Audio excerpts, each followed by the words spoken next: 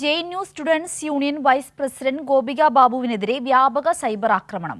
Sangh Parivar ഹാൻഡിലുകളായ the patriot, ഞാൻ ഭാരതീയൻ തുടങ്ങിയ cyber ഹാൻഡിലുകളിൽ നിന്നാണ് രൂക്ഷ സൈബർ ആക്രമണം.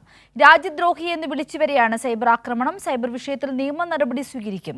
വിഷ്ണു തലവൂർ ചേരുകയാണ് വിശദാംശങ്ങളുമായി. വിഷ്ണു, ഇത്തരത്തിൽ ഇപ്പോൾ വളരെ വലിയ തരത്തിലുള്ള ഒരു സൈബർ ആക്രമണം തുടങ്ങുവാനുള്ള ഒരു സാഹചര്യം എന്താണ്?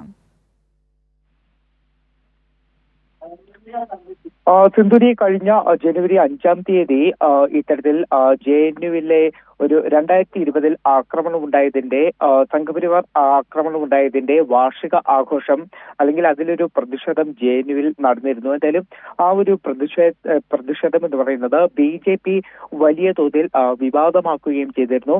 ആ വിവാദമാക്കിയതിന് പിന്നാലെ ഈ ഒരു പ്രതിഷേധം നടത്തിയ വിദ്യാർത്ഥികൾക്കെതിരെയൊക്കെ JNU അധികൃതർ തന്നെ പോലീസിൽ പരാതിപ്പെടുകയും പിന്നാലെ FIR രജിസ്റ്റർ ചെയ്യുകയും ചെയ്തിരുന്നു.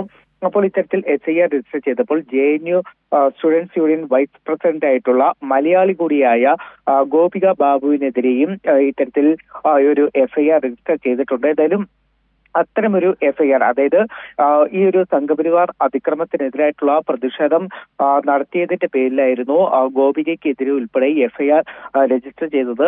ഇതിന് പിന്നാലെയാണ് ഇപ്പോൾ വലിയ തരത്തിലുള്ളൊരു സൈബർ ആക്രമണം ഗോപിക നേരിട്ടുകൊണ്ടിരിക്കുന്നത്.